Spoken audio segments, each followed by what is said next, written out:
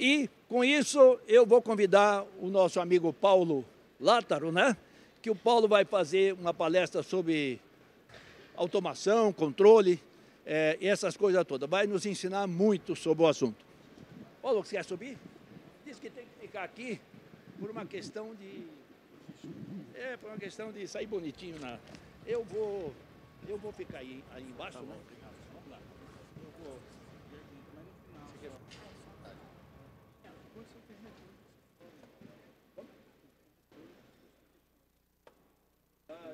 Vamos ver. Não, no final. Você vai fazer provavelmente uma palestra de 1 hora, mais ou menos. Obrigado. Bom dia a todos. Estão ouvindo bem?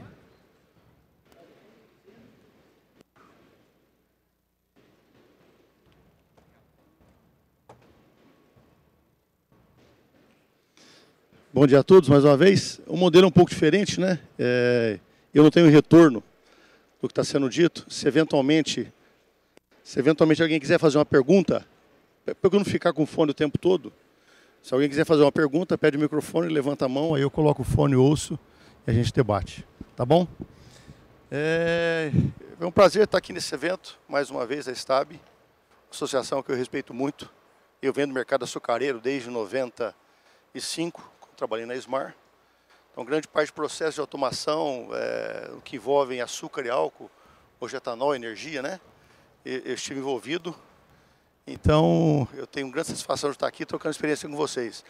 E falando um pouco com o Floreval antes da apresentação, o que caminho seguir, aonde trabalhar, o que tema explorar, a gente mudou um pouco, né? Saiu do trivial sempre falar de processo, a gente já falou muito de processo. Ele falou, fala alguma coisa sobre controle. Efetivamente, como é que se faz a sintonia, como é que se faz, quais são as dificuldades, enfim. A gente trocar um pouco de experiência. Então, basicamente, eu tentei fazer exatamente isso.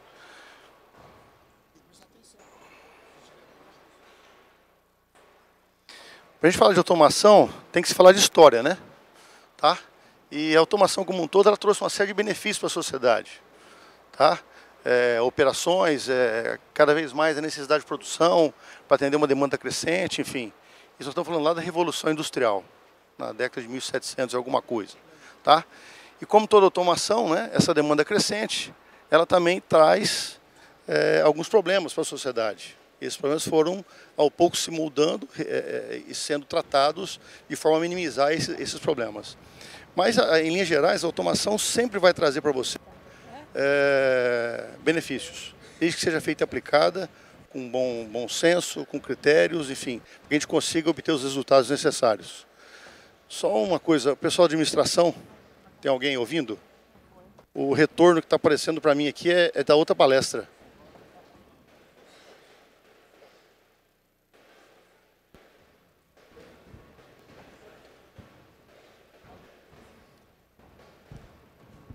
Passando a palestra do lado.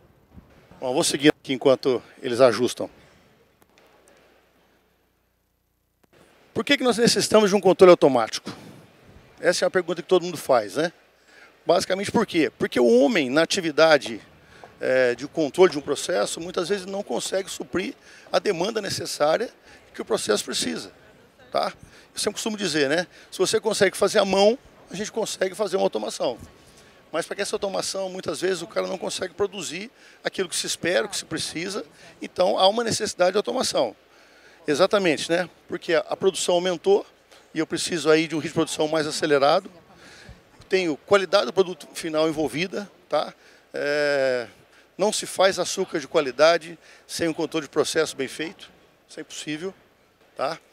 Enfim, e confiança e segurança. Confiança naquilo que se faz e segurança operacional. Proteção à vida é muito importante. Então, a automação vem exatamente para fazer isso também. Necessitamos de um momento... Outro detalhe, né? A gente precisa também, sempre, lógico, com a automação, sempre se busca um aumento da produtividade. E com isso, muitas vezes, a redução de mão de... Obrigado. Redução da mão de obra, aumento da eficiência operacional e também a redução de custo do equipamento. Muitas vezes a gente sempre tem envolvido no processo de automação, onde a usina falava, olha, eu preciso aumentar a produção, mas eu não tenho dinheiro para comprar um equipamento novo. Tá?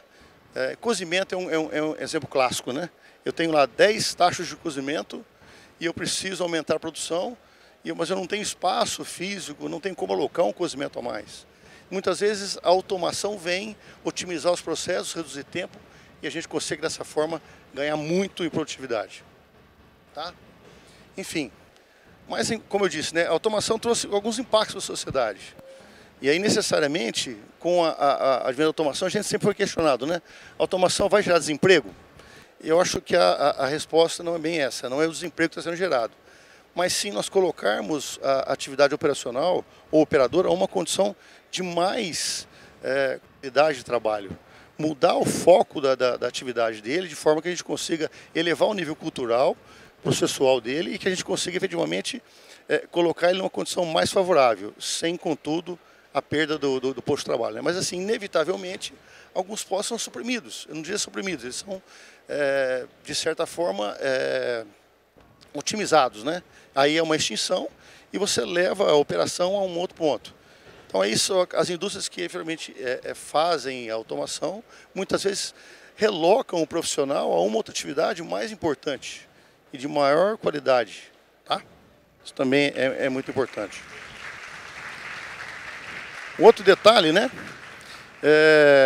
Então, enfim, automação. A automação sempre vai estar associada a um processo industrial. O que é um processo? Processo é sempre uma operação unitária, um conjunto de operações que efetivamente levam à transformação de um produto. Básico, simples. Esse conceito é muito importante. Tá? Então, essa série de operações, eles sempre levam a uma mudança físico-química, de forma que a gente consiga efetivamente obter o produto final com qualidade superior e assim efetivamente. Tá? Vamos lá. Para que a gente caracterize o processo, né, eu tenho aí um slide muito fácil. Então eu tenho uma planta, eu tenho aqui uma planta,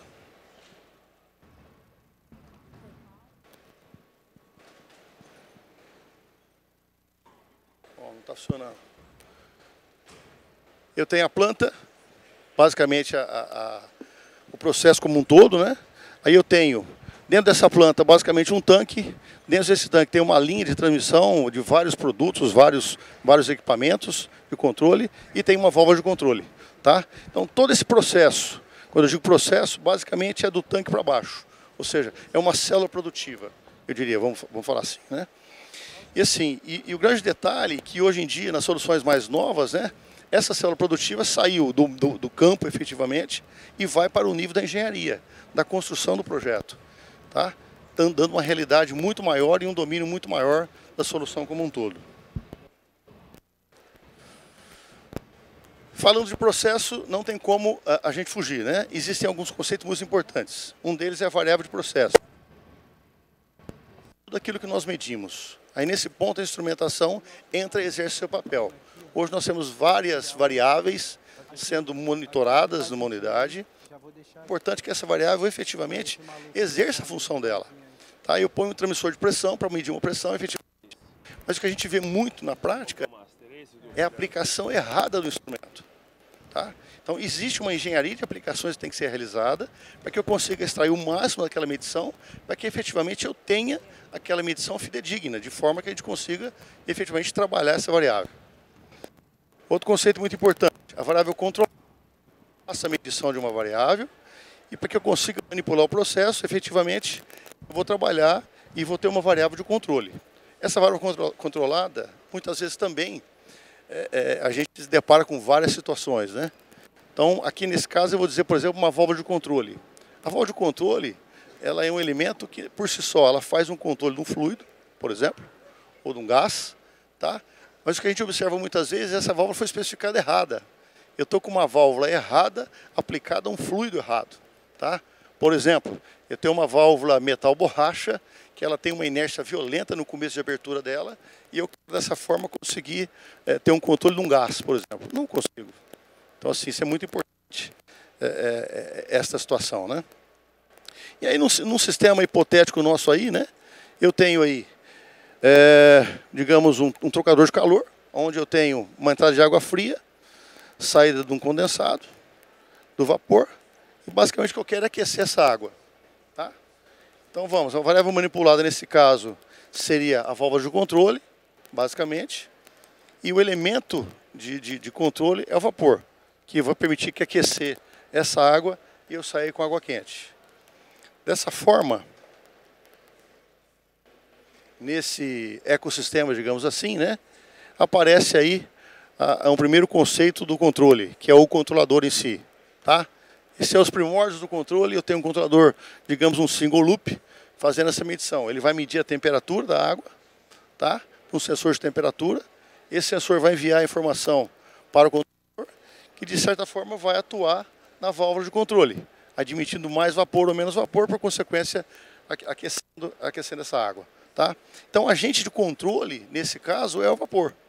Ou seja, eu estou controlando ele e ele está permitindo a mudança do estado do processo que eu preciso. Tá? São conceitos muito básicos, tá, pessoal? Mas que são importantes a gente dizer para que a gente consiga entender todo o processo de ajuste de um controle. Tá? Então, aí, nesse conceito, eu tenho estabelecido o que é uma malha de controle. A malha de controle, basicamente, eu tenho uma variável medida, uma variável de processo, eu tenho uma variável manipulada e eu tenho um set point ditado pela operação, ou seja, o desejo. Então, eu quero que essa água que está entrando em 25 graus, ela saia com 60 graus de aquecimento. Tá? Então, o set point é o 60, a temperatura de entrada da água é 25 e a saída de 60. Então, dessa forma, eu tenho um transmissor de temperatura medindo a saída da água e manipulando a válvula de controle de forma a que eu consiga fazer que essa temperatura oscile ou estabilize em cima do set point desejado, que são 60 graus. Tá? Então, veja bem, existe uma realimentação nesse caso, que é um outro termo importante, né? Perdão. Nesse caso aí, exatamente o que eu disse, né? O controle faz todo o controle, mede a temperatura, atua de forma a eu ter esta situação estabelecida, a temperatura desejada. O que é importante dizer é que esse tipo de controle já é um controle malha fechada com realimentação, ou seja, eu estou medindo a temperatura depois dela manipulada. Então, dessa forma, eu tenho uma resposta de controle muito mais fina e muito mais fácil de se controlar. Ok? Bom, dessa forma, né, eu tenho um controle malha fechada que tem uma característica definida que realmente é a realimentação. Então, como eu disse, né, a temperatura ela é medida e ela manda para o controle já sabe efetivamente o efeito daquela abertura de válvula. Esse é o ponto importante do controle. Então, aí estabelece-se basicamente um diagrama de controle, tá? Onde eu tenho efetivamente o laser point aqui definitivamente não funciona. Mas vamos lá. Basicamente eu tenho, né? Eu tenho lá no cantinho lá que está atrás das bandeiras, né? O valor desejado, que é o set point de operação, é pedido, né? Existe um sensor de temperatura medindo a variável que foi controlada. Então existe um sensor, um termopar, por exemplo, um PT100, que está mandando para um transmissor de temperatura que faz a conversão da milivoltagem para um valor conhecido de processo. Esse sinal é transmitido ao controlador. Aí existe, efetivamente, um termo muito importante também quando se fala em controle, que é o desvio. Ou seja, quando eu tenho uma medição de uma variável e eu tenho um set point desejado, a diferença entre o set point e a variável manipulada, perdão, a variável medida, é o desvio. Tá? Muitas vezes esse desvio ele pode ser acima ou abaixo, o que vai dar uma característica interessante ao controle, que vai atuar de forma direta ou reversa. Mas, enfim, esse controlador faz toda a dinâmica de processo, faz todos os cálculos, efetivamente manda para o elemento final de controle, que é a válvula, que admitiu o controle e efetivamente fez a manipulação. Aí eu tenho conceitualmente também um controle. Bom, a vedete de toda essa história, como não podia faltar, é o famoso algoritmo PID, proporcional, integral, derivativo. Tá? Isso também, primeiro, digamos, história registrada sobre o PID, data da Revolução Industrial. Tá? Da mesma forma, né? O processo industrial vem crescendo, aumentando, operadores experientes que manipulavam essas células de controle de processo. Cada vez mais estão sobrecarregados, precisam otimizar processos. E aí criou-se efetivamente a necessidade de otimizar e efetivamente criar mecanismos que pudessem melhorar a vida desse pessoal. Aí em 1788, James Watt tem a primeira referência de um controle de uma máquina a vapor. Esse cara criou um governador centrífugo chamado, né, Flyball Governator, que basicamente é um dispositivo mecânico que adicionava, liberava mais vapor ou menos vapor para controlar uma velocidade do motor. Tá? E com isso, basicamente o que ele fez? Ele admitia vapor para garantir uma velocidade de rotação. Certo? Então, o primeiro conceito do ganho proporcional foi estabelecido. Ou seja, proporcionalmente ao desejo da velocidade do motor, eu tenho uma quantidade de vapor sendo admitida. Muito importante. Só que o que acontece? Esse motor está girando alguma carga, digamos assim. À medida que essa carga oscila para mais ou para menos, a quantidade de vapor que foi estabelecida pela velocidade do motor, ela basicamente ficou constante. Então, o primeiro conceito do ganho proporcional foi estabelecido. Esse foi o primeiro registro de um controle proporcional que nós temos de história. Tá? Aí, com a evolução sempre demanda, em 1930, tá?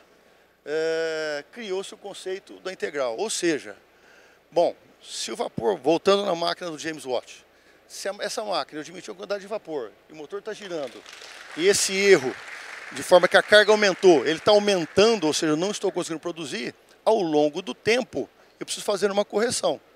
Então aí surgiu a primeira necessidade e a primeira, digamos, fazer com que efetivamente a gente pensasse no tempo como ação de controle. Aí estabeleceu-se a existência do controlador integral. Então, em 1930, basicamente, surgiu o proporcional integral, resolvendo o problema, né? Mas também ele imputou aí, digamos, um conceito de oscilação. Por quê? Porque, na verdade, ao longo do tempo, você tem de uma demanda de que o controle possa oscilar. Beleza? Bom, ainda na história, em 1940, a Taylor Instrument Companies lançou o primeiro controlador proporcional integral e derivativo, certo? A derivativa, basicamente, ela veio com uma possibilidade de antecipar uma eventual necessidade de correção, tá? E aí, efetivamente, nasceu o primeiro, efetivamente, PID como nós conhecemos hoje, tá? Bom, aí, em 42, famoso Ziegler-Nichols, uma dupla, eu diria que é a vedete do controle do PID, basicamente, de certa forma, permitiu e popularizou o uso do controlador. Esses caras desenvolveram um método para cálculo da sintonia dos ganhos. Tá? Então, dessa forma, ele permitiu, digamos, um conceito muito mais fácil de ajuste. Tá? A grande dificuldade é que, na época, nós tínhamos os primeiros controles pneumáticos, né? Ô, Diego, obrigado. Primeiros controles eram controles pneumáticos, né? Existia uma dificuldade muito grande de ajuste. Tá? E aí, enfim, isso só veio a melhorar, efetivamente, quando os PIDs eletrônicos vieram. Aí nós entramos já na evolução da eletrônica, da parte de evolução tecnológica, e aí, efetivamente, a gente conseguiu hoje ter o cenário que nós temos hoje em termos de controle. Tá? Então, aí o controlador proporcional, integral, derivativo, PID, como nós conhecemos, ele efetivamente tende a resolver os nossos problemas de sintonia. Certo? Fazendo o quê? Que o proporcional,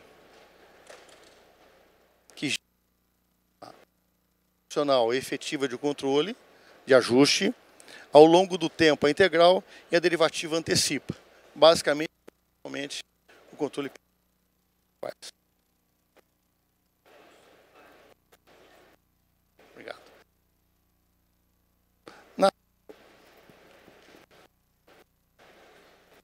Alô?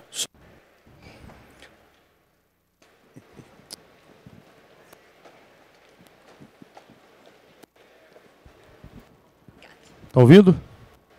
Obrigado. Então, aí, como teoria, eu tenho a fórmula do algoritmo PID. Tá? Então, basicamente, o que você tem?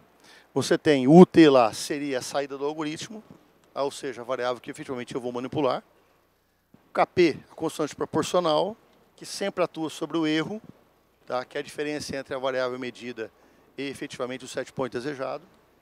Depois eu tenho a ação integral, é o TI, que está ali como KI, é uma integral no tempo, ou seja, enquanto existir o erro, a integral trabalha de forma a tentar corrigir o erro. E a ação integral só vai mudar se efetivamente o erro mudar de lado. Ou seja, se a correção é crescente, ela só vai virar decrescente se por acaso a variável efetivamente passar para baixo do set point. E a derivativa, que é uma antecipação à efetiva correção. Muita teoria, vamos na prática, né? Para que a gente consiga entender um pouquinho de uma sintonia, eu trago aqui um controle on-off, básico, trivial. Ligo e desligo. Manipulo a variável de controle, tiro a variável de controle. Manipulo e tiro. O que eu consigo com isso? Basicamente, você tem ações... não vai. Você tem ações de liga e desliga, e com isso você tem uma variável controlada oscilando em cima do desejado. E, por consequência, você tem uma dificuldade muito grande de controle. E você não consegue nunca, o mais difícil que seja, chegar numa condição efetiva de ajuste desejado. Então, aí, vamos analisar assim, individualmente cada ação de controle. Tá? Então, ação proporcional. O que essa ação faz? Como eu disse, né? A efetiva ação proporcional, ela está em cima efetiva da variação do erro. Quanto maior a proporcional, maior a resposta de controle face à maior amplitude do erro. Menor a proporcional, menor o ajuste da final face ao ajuste do erro. Certo? Então, assim, com isso, né, se eu comparar com o processo anterior, né, que é o liga e desliga, você vai ver que eu tenho enfim, eu elimino oscilações do sinal. Tá? Mas o controle proporcional, por muitas vezes, ele deixa um offset final. Ou seja, eu não consigo fazer com que a variável controlada, ela oscila de tal forma que eu não consigo fazer com que a variável que eu desejo o controle efetivamente chegue em cima do set point. Então, eu diria, existe uma correção proporcional do erro, beleza, do desvio. Existe a realimentação negativa, que é a primeira ação importante do controle. Mas eu sempre, se eu trabalhar só com a proporcional, eu nunca vou fazer a variável convergir em cima do set point. Isso é fato. Não consigo. Então, para isso, por quê? Porque ao longo do tempo não houve a correção efetiva do desvio e do erro. E aí nós temos a contribuição da ação integral. Basicamente, a ação integral, o que ela faz? A saída vai ser proporcional à magnitude da duração do erro. Ou seja, enquanto existe o erro, a variável integral está corrigindo para cima ou para baixo. Tá? Então, dessa forma, né, eu tenho a eliminação do offset, que é o residual do controlador proporcional. Tá? Quanto maior o erro, maior vai ser a velocidade de correção, porque ela está pautada em cima do tempo. Tá? Agora, o que acontece? Por muitas vezes, em processos muito rápidos, onde a variação da válvula de controle, digamos assim, ela já imputa uma correção muito rápida, esse controle tende a oscilar muito. Tá? Então, o que a gente se faz como dica de processo aí, quem já sofreu muito? Tá? Você vai ter que diminuir a proporcional e trabalhar com a integral um pouco mais próxima do erro. Você tentar diminuir a resposta face à variação do tempo do processo. Tá? Enfim, mas o controle proporcional integral, ele funciona muito bem para essas variáveis de processos rápidas, né? Mas quando eu tenho umas variáveis lentas, como por exemplo um controle de temperatura, aí só a utilização do integral e do proporcional, ela não é tão efetiva. Por quê? Como é um processo lento, tá? Eu tendo a ter uma oscilação constante, porque efetivamente a demora de atingir a eficiência e a eliminação do erro é muito grande. Então aí faz necessário a utilização, nesse caso, do derivativo. Então aqui eu trouxe um exemplo onde eu tenho efetivamente, né? Vou sair daqui para sair da frente. Aqui nesse gráfico de lado aqui, eu tenho um erro acontecendo no primeiro gráficozinho lá em cima, há um degrau de erro, ação proporcional, isolando a proporcional e a integral. A proporcional me dá um degrau de correção, e a integral, a partir desse ponto, corrige no tempo. Então, a composição dos dois sinais, eu tenho de cara um ganho, um pulo, depois ao longo do tempo. E, por consequência, se for um caso, um degrau de oscilação, efetivamente eu tenho uma oscilação inicial proporcional, correção no tempo e estabilização. Tá? Mas, como eu disse, né, se o processo demora muito para corrigir, essa não é a ação efetivamente desejável. Né? Bom, e aí eu vou trazer mais uma opção que efetivamente é o derivativo. O derivativo, na verdade, né, a mudança que nós geramos em cima da efetiva correção, basicamente ela vai ser sempre proporcional à taxa de mudança do erro. Tá? Ou seja, a partir do momento que eu tenho um erro estabelecido, eu tenho um pico de correção. Esse pico entra e, teoricamente, sai muito rapidamente. Mas ele é muito grande de forma a tentar corrigir mais rápido o erro e o desvio que existe. Então, em processos mais lentos, eu tendo, no primeiro momento, dar esse salto de forma a trazer a correção o mais rápido possível. Então, dessa forma, né, eu tenho o proporcional atuando e garantindo efetivamente uma correção mais rápida. Então, assim, ó, ganho derivativo, né, basicamente a gente vai usar em controle de temperatura. A aplicação mais clássica é exatamente essa, onde eu tenho um tempo de resposta face a uma variação da válvula de controle muito lenta, né? Ok? Bom, aí eu tenho o PID efetivamente estabelecido, tá? E de certa forma, conceitualmente falando, né? O que eu quero que vocês guardem é o seguinte, ó. A proporcional elimina as oscilações, deixando o offset. A integral corrige esse offset, eliminando esse desvio final do erro. E a derivativa fornece uma ação antecipativa. Conceitualmente, esse é o PID que nós temos e trabalhamos. Tá? Mais um gráfico aí para a gente entender essa brincadeira, né? Do lado esquerdo eu tenho lá um desvio aplicado, eu tenho a ação da derivativa. Então a derivativa rapidamente, ela corrige num tempo muito curto. Muito obrigado. Isso. Agora sim. Então eu tenho um degrau aplicado, eu tenho a ação da derivativa. Ao final da ação derivativa, que ela é muito rápida no tempo, eu tenho o valor proporcional estabelecido e a correção no tempo integral. Então, conceitualmente, eu tenho exatamente essas correções. E aí eu diria que é a melhor opção de controle que nós temos de processo. Aqui também eu trouxe um gráfico que exemplifica um pouquinho de forma muito, diria, teórica e prática a ação de cada uma, né? Então vamos lá, ó. Eu tenho aqui tipos de variação de processo, tá? Eu tenho ganhos compostos, individuais e compostos.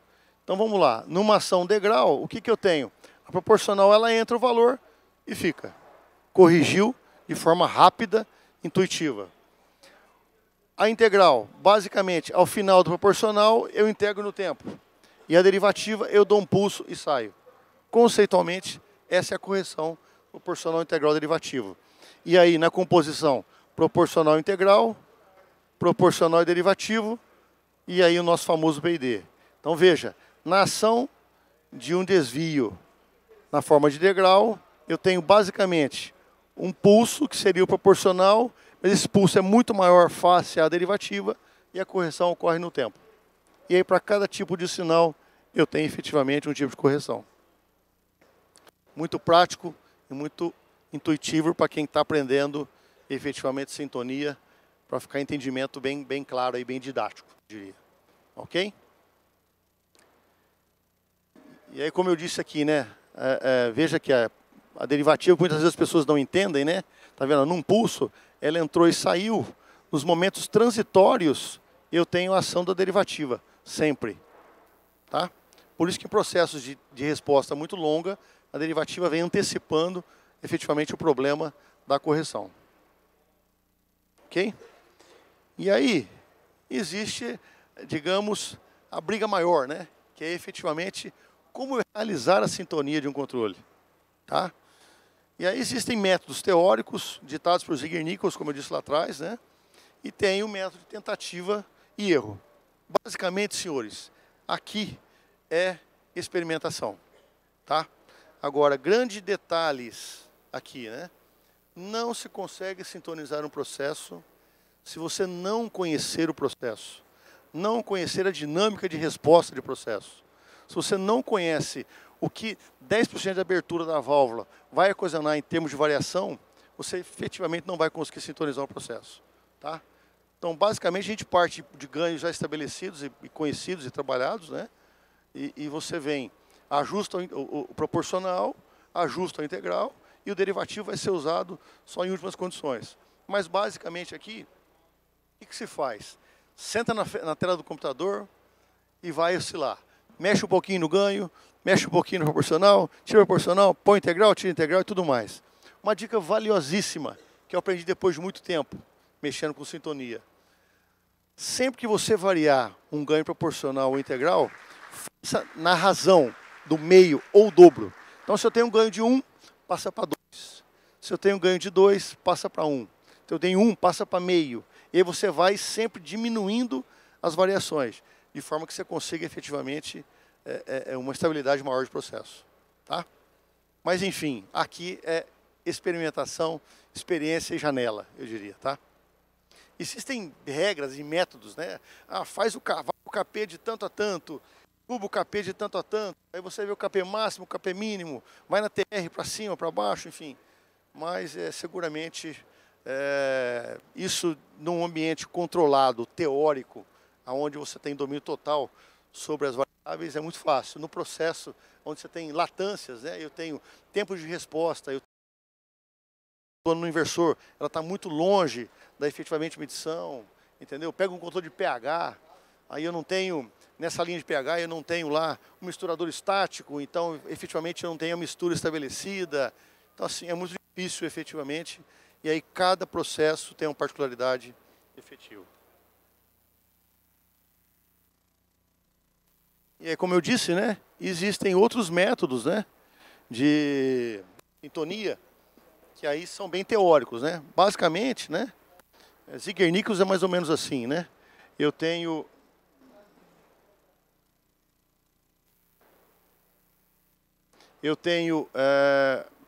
alguns cálculos teóricos, né? Que basicamente o que se faz? Você registra por vários tempos o funcionamento do processo, dadas algumas variações conhecidas e estabelecidas, né? Abre a válvula de 0 a 50, abre a válvula depois de 50 a 100, e você vê a dinâmica de processo atuando, e você estabelece limites máximos e mínimos dos ganhos. Depois, através de cálculos, você efetivamente chega nas constantes finais. Particularmente, dá uma ideia, mas não é a solução que precisa, que vai atender o seu processo efetivamente. Ok? Bom, aí só para a gente falar um pouquinho, né, desse parangolé todo que é a automação, eu trago aí umas imagens, né. Do lado esquerdo aqui, de vocês, eu tenho um painel de controle de caldeiras. Isso diria da década de 80. O Venâncio deve ter mexido nesse painel aqui. Esse painel era São Lijourinhos, tá? Era o controle de caldeira que nós tínhamos lá. Então eu tenho um controlador que é o CD600, tá? Que fazia SMAR, fazia aí 4 loops de controle independentes. Então eu tinha aqui, por exemplo, no primeiro controlador, controle de nível 3 elementos, fazendo nível, vazão de vapor e vazão de água, e atuando na válvula de água. Tinha um outro controlador que trabalhava com a parte de combustão, medindo pressão, depressão da fornalha, admitindo o combustível, nesse caso é bagaço, e o comburente ar, e finalmente atuando na exaustão, que é o exaustor. E tinha mais um controlador aqui que, na verdade, fazia a parte de superaquecimento, controles da parte de vapor, tá? E aí, vejam bem, ó, interessante que eu trouxe aqui, ó, existia nesse caso, ó, umas estações automática manual, que permitia que eu manipulasse essa válvula de forma direta. No começo existia uma insegurança muito grande do controlador, né? Se o controlador parar, o que eu faço? Tem que atuar na válvula. Então você ia na estação automática manual e fazia a atuação efetiva direta na válvula de controle, tá? Enfim, aqui eu tenho vários PIDs rodando, trabalhando, criando, de forma a executar aquele controle, e aí toda a parte de acionamento de motor e tudo mais. Com a evolução, ao longo dos anos, eu tenho aí já painéis mais tecnológicos, eu diria, né? Então aqui eu tenho um painel, uma mesa de comando toda analógica, né, com botões. Aí existem hoje sistemas touchscreen, enfim, sistema supervisório, roda na IHM, enfim, com toda a parafernália. E aí, efetivamente, eu tenho uma automação nos dias atuais. Tá? Veja bem, aqui eu já estou falando de uma arquitetura de controle.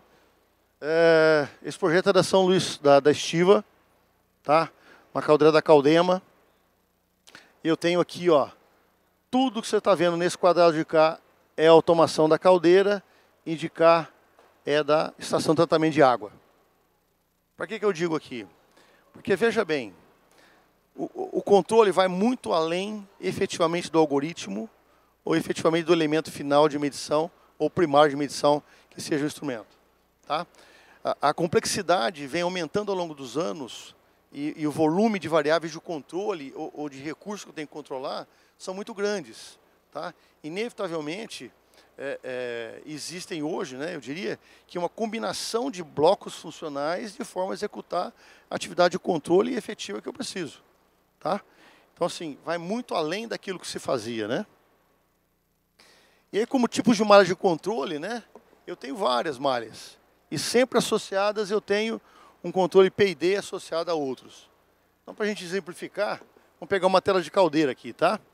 Então, por exemplo, ó, eu tenho um PID simples controlando efetivamente uma pressão. Mede-se a variável, em cima do set point, atua na válvula. Mas, por exemplo, no controle de nível, 3 elementos da caldeira, onde eu meço o nível do tubulão, tá? Aqui eu tenho 2 instrumentos medindo. Eu meço a vazão de vapor, ou seja, o consumo de processo, que efetivamente eu estou mandando para a casa de força, para geração, por exemplo, e meço também a entrada de água. Tá? Então veja, no caso do controle de água, eu tenho um PID simples com set point remoto, que vem oriundo de um controle de feed forward entre o nível, o controle de nível, mais a vazão de vapor. Então veja, o algoritmo PID aqui ele foi associado a outras funções para conseguir efetivamente trabalhar com essas sintonias. Tá? E aí, além do controle proporcional integral derivativo, existem outras variáveis de controle, atualmente, que permitem efetivamente ganhos interessantes e efetivos. Como, por exemplo, para exemplificar aqui, nesse controle de nível 3 elementos, como eu tenho a caldeira, um tubulão, vamos pensar que é uma elipse. A maior área de evaporação do tubulão, basicamente, é nos 50%. Todo mundo concorda? Se eu diminuir, eu diminuo a lâmina de água. Se eu aumentar acima de 50%, eu também diminuo a lâmina de água. Então, minha variável de controle e ajuste na caldeira é em 50%. Beleza? Bom, se eu estou com o tubulão estabelecido em 50% estável, digamos assim, num elemento, num processo totalmente ideal, a quantidade de água que entra é a quantidade que vira vapor. Certo? Então, neste momento, no controle nível 3 elementos, onde eu tenho zero de desvio de nível, quem manda na variável vazão de água, ou seja, para admissão de água, teoricamente é o consumo de vapor. Então, o consumo de vapor passa a ser um set point remoto, tá? Do controle de vazão de água. Percebam? Então, assim, vai muito além da sintonia. E aí, nesse caso, por exemplo, numa passagem de automático para manual, ou seja, quando eu quero que o algoritmo PID pare de trabalhar, para que eu faça manipulação direta na válvula, na transição de manual para automático, existem parâmetros de ajuste, por exemplo, no algoritmo PID, que permitem passagens, não só bumpless, ou seja, o último valor que está variável, ele parte daquele valor. Mas, por exemplo, no caso da caldeira, ele parte como hard bias, ou seja, ele pega KP vezes o erro, porque se eu tiver um erro de nível, eu já faço a correção, adiciona 50%, subtrai 50% e mais adiciona o valor do consumo de vapor. Isso é o set point do controle da vazão de água. Então vejam que a complexidade ela aumenta à medida que você venha aglutinando controles. Então assim, no controle de nível eu tenho um controle, um PID simples, tenho um PID com set point remoto e tenho um controle feed forward, que são várias composições de controle. Tá? Ainda aqui, como exemplo de tipos de controle, né, eu tenho, por exemplo, a própria dosagem do bagaço e do ar na combustão, é um controle relacional. Tá? Quando eu tenho combustíveis ricos, como, por exemplo, gás natural, GLP, óleo, BPE, óleos pesados, né, a gente usa muito em fornos, eu tenho um balanço de massa, ou seja, para queimar aquele volume de gás, eu tenho efetivamente a necessidade de um volume de ar, para que eu faça a combustão perfeita. Então existe uma estequiometria estabelecida. Agora aqui, como combustível sendo bagaço, efetivamente eu não consigo medir o volume de bagaço. Associado a isso eu tenho o PCI, que é o poder calorífico do bagaço, que vai variar de acordo com o que a moenda me entregou de bagaço. Se o bagaço está mais úmido, caiu o poder calorífico dele. Então eu tenho mais dificuldade para queimar. Se o bagaço está mais seco, o poder calorífico sobe. Então eu preciso de menos ar.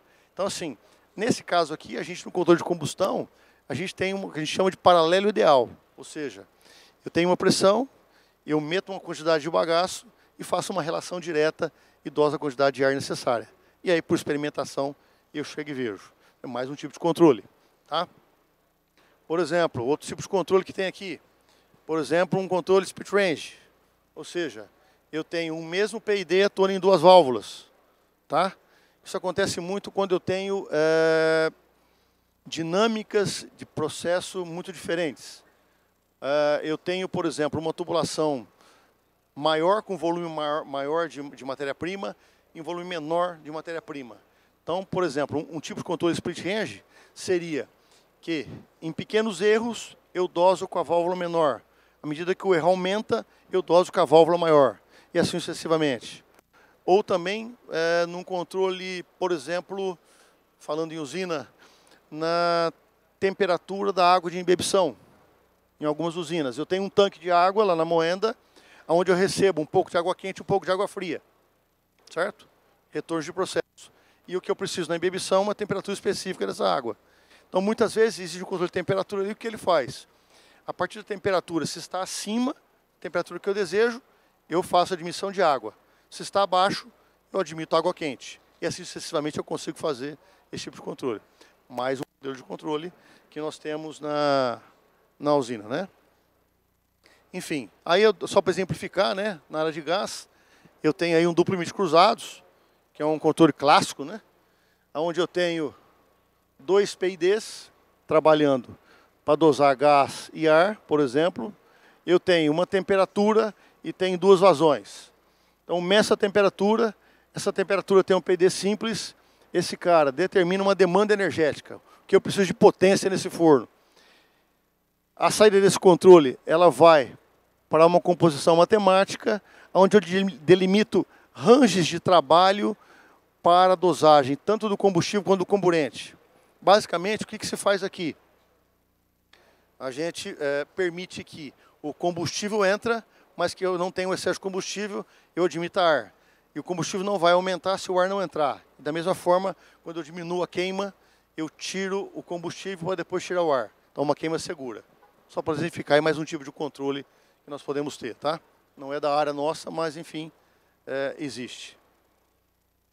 E aí, na verdade, aqui é o duplo limite, lá era o limite cruzado. Enfim. Agora, o interessante, né, que eu gosto de frisar, é que o controle PID, hoje em dia, ele tem uma quantidade muito grande de variáveis de controle. Tá? Então, por exemplo, esse é um faceplate de um PID na atualidade, onde eu tenho algumas funções de controle, né, que eu posso não só efetivamente fazer a sintonia, mas eu tenho muito mais variáveis de controle. No mesmo PID, ó, eu tenho outras telas que permitem fazer toda a parte de alarme, toda a parte de sintonia, limite de ajuste, limite de atuação, tá? A sintonia efetiva, né? Ali, KP, TRTD, ação proporcional integral, não tem derivativa nesse caso, tá? E uma coisa interessante também nem todo PID, conceitualmente é a mesma coisa, mas cada fabricante pode ter uma nuance em termos de cálculo, em termos de resposta, também estabelecida. Então, veja bem, a maneira de sintonizar um PID Siemens, necessariamente não é igual ao PID Smart, que não é igual ao PID da Rockwell, que não é igual ao da Schneider. e assim sucessivamente. Conceitualmente é a mesma coisa, mas os ganhos muitas vezes podem variar de fabricante para fabricante. Tá?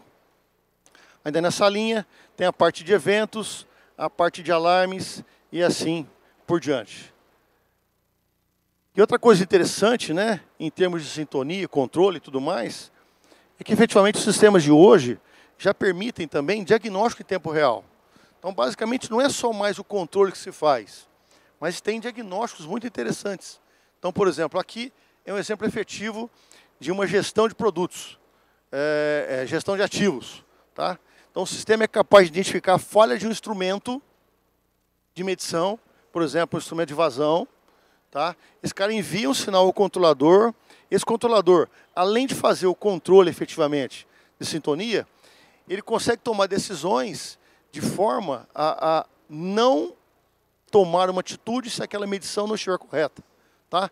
Então, na verdade, além da medição, hoje a gente tem a qualidade dessa medição. E muitas vezes, quando entra numa situação dessa, olha, eu perdi um transmissor de temperatura, o que eu faço com a ação de controle? Então, na verdade, a gente leva o controle a uma condição de segurança, que é muito importante. Isso é muito importante. Tá? E aí, por exemplo, nós temos hoje capacidade de diagnóstico em tempo real para toda a parte de intertravamentos, para toda a parte de controle, enfim. Houve um intertravamento, fechou uma válvula, por que fechou, por que atuou, e assim sucessivamente. Tá? Mas, enfim, essa é a pergunta que todo mundo quer fazer. Automação é garantia de resultado? Aqui eu vou trazer um pouquinho da minha experiência de andar muito em usina aí, e aquilo que eu já vi, né? Muitas vezes, né, tem muitas perguntas que se fazem, né? Ah, minha usina está totalmente automatizada, mas não consigo melhor rendimento. O que está acontecendo? Pô, investi uma pancada de dinheiro em automação, gastei uma fortuna, e mesmo assim eu não consigo produzir. Eu tive uma parada essa madrugada e eu não sei o que aconteceu, o pessoal está tentando resolver e tudo mais. Por quê, senhores? Muitas vezes, uma automação ela é vista somente como um controle de processo, mas não é dada a devida atenção à instrumentação. Sem a instrumentação, a automação não funciona. Sem instrumentação, o controle não funciona. A base de tudo, para efetivamente um controle ser estabelecido, é a medição. Tem que garantir que a medição está correta. Muito importante, o time de instrumentação tem que andar de mão dada com a da automação. E muitas vezes eu vejo isso não acontece. Infelizmente não acontece. Tá? Hoje em dia, no desenvolvimento de projetos, muitas vezes a gente fala para o cliente final nosso vir à engenharia e mandar a sua equipe na etapa de desenvolvimento da atividade nossa. Para que o pessoal, para que o time, tanto de instrumentação quanto de automação, para quando nós integrarmos a planta na mão deles para eles operarem, eles já estejam cientes de toda a capacidade que ele tem na mão, de todas as funcionalidades. E dessa forma eu consiga efetivamente ter controle, consiga resultado, que é o que eu busco. Tá? Dessa forma, o treinamento e capacitação da equipe é muito importante. É muito importante. Não adianta eu partir uma usina e entregar para o cara e falar, vai, toca. Ele não sabe onde mete, onde faz, como faz e o que faz. Tá? Então é muito importante. Comissionamento, partida e operação assistida. Para que efetivamente a gente tenha todo o limiar do controle estabelecido. E outra coisa muito importante, conhecimento de processo. Nenhuma automação e nenhum controle vai resolver o problema de processo. Tá? Que os mecânicos me perdoem, mas a gente não resolve o problema de mecânica. Se a bomba está mal dimensionada, se a válvula está mal dimensionada, não é o controle que vai resolver esse problema. A gente pode até minimizar o problema, ou efetivamente ajudar na solução do problema. Mas resolver esse problema não tem como. Então, conhecimento de processo é muito importante. Eu já cansei de arrancar PLC de usinas que estavam em pleno funcionamento porque efetivamente a integração foi mal feita. Porque o cara não conhecia o processo. O cara não sabia como é que a moenda funciona. Então ele fazia uma automação que não respondia à necessidade do cliente final. Tá? Então a automação não garante o resultado. Ela ajuda e te põe no caminho, desde que seja bem feita. Falei isso lá no começo da apresentação. E aí, eu trago um cenário efetivo, conhecido, para mostrar o resultado de uma automação. Para os corneteiros de plantão, enfim, que possam brincar, né? Ou me cornetar depois. Essa é uma imagem do IMEX, no sistema de supervisão da SMAR, da década de 90, tá? E essa transparência eu peguei a dedo, que na verdade é a Santa Elisa, tá? É o primeiro cozimento automático da Santa Elisa, tá? Na época eu era engenheiro da SMAR de aplicações, trabalhei no projeto, a gente implantou isso em 97, 98. Ali foi muito clássico. Nós tínhamos na Santa Elisa 7 cozedores, a Santa Elisa tinha dinheiro para comprar mais um cozedor, e aí o Lorenzato sentou com o Maurílio, eu participei da reunião, e falou, faz o seguinte, pega essa verba que você vai gastar no cozedor, dá ela para a SMAR, nós vamos desenvolver uma solução para automatizar os 7 cozedores, e a gente vai garantir que nós vamos produzir mais açúcar do que você comprando um cozedor novo. Ele falou, truco, só éramos 6, e fez a brincadeira, e se não der certo, você não precisa pagar. A gente fez. Com a automação do 7, a gente chegou a quase a 10 cozedores, virtualmente dizendo. Porque só otimizando o processo. Então vejam, esse é um cozimento na mão, feito pela operação. Tá? E aí, eu tenho cozimento feito pelo sistema. Então vejam, aqui existe uma composição N de variáveis de situações. Não é só o controle PID que está atuando aqui para resolver esse problema, tá? Mas todo um ajuste de processo. O conhecimento de como é que o processo de fabricação do açúcar existe, como é que ele acontece, como ele ocorre, de forma que a gente conseguiu adaptar toda essa filosofia de controle, não só no P&D, mas em todas as funções envolvidas. E deu otimização de processo. Consumo de vapor reduzido, qualidade do açúcar melhorada, ganho de produção, ganho de rendimento, tempos de cozimento diminuídos, tá? Então, era clássico, né? A operação começava, ela perdia o ponto, amolece o açúcar, bambeia e vamos de novo. Sabe, é vapor que está jogando fora, tudo jogando fora, então, inevitavelmente, o resultado não aparece. Então, vejam, a automação resolve problemas, sim, desde que seja bem feita e da forma correta. Tá? Bom, mas aí na modernidade nós temos vários desafios, né? Trazendo para a realidade de hoje, eu tenho aí vários cenários e os desafios de tendência, né? O primeiro deles, indústria 5.0. Veio a 3.0, virou 4.0, agora nós estamos falando da 5.0.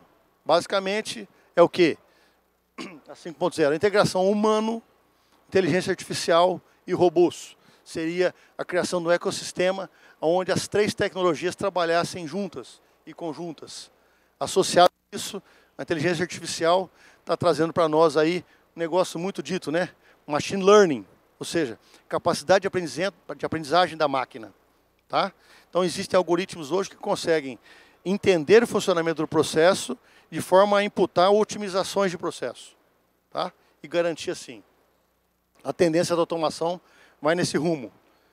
Internet das coisas industriais, ou seja, sensores cada vez mais inteligentes, mais tecnológicos, mais conectados.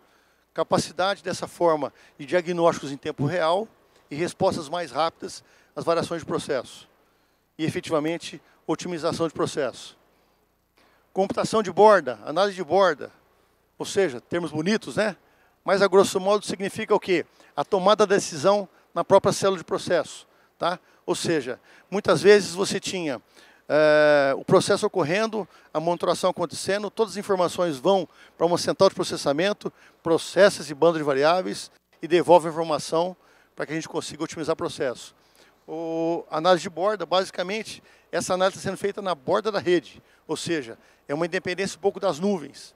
Então, isso só é possível porque cada vez mais os equipamentos utilizados na automação são mais tecnológicos, têm maior capacidade de processamento e permite essa análise, esse desempenho em tempo real. Com toda essa conectividade, a cibersegurança sempre será um problema no nosso meio. Tá? O risco de uma evasão, o risco de um problema de segurança, ele tem que ser diminuído e controlado o tempo todo. Mas veja, quem imaginaria que agora em 2025, se eu abrir um notebook aqui agora, eu dou um download, mexo na caldeira lá da Santa Elisa, da estiva, daqui, de forma segura. Tá? Então hoje nós já temos mecanismos de forma a garantir uma segurança operacional e nossa, da equipe de engenharia, para fazer todo esse ajuste. Então com isso a gente diminuiu muitos caminhos. Então hoje, quando eu tenho um problema numa usina, por exemplo, eu necessariamente não preciso me deslocar ela para resolver o problema. Eu faço uma conexão daqui, acesso a unidade lá e consigo, em tempo real, diagnosticar um problema. Então, isso melhorou muito a nossa vida e o tempo de resposta para o nosso cliente final. A automação resolvendo problemas. Tá? Com isso, eficiência energética e sustentabilidade. Inevitável. Cada vez mais processos sustentáveis, menores consumos de energia e assim sucessivamente. E aí fica para nós requalificação da força de trabalho. Quem fica parado é poste. Nós temos que evoluir sempre, aprender sempre e crescer continuamente. A velocidade do desenvolvimento hoje é muito grande. É assustadora. É assustadora. Eu sempre costumo dizer, a Apple, Steve Jobs, esse cara quando lançou o iPhone, nós tínhamos um lançamento do iPhone a cada 3, 4, 5 anos, mudava a versão. Hoje em dia, quando ele já lança 4 versões. Por quê? Porque a corrida pela tecnologia é muito grande, tamanha, que se ele ficar parado, ele está perdido. Então, para nós, força de trabalho envolvidas em automação, a requalificação é muito importante. Então, tem que estudar, tem que aprender, tem que fazer e tem que evoluir sempre. Certo?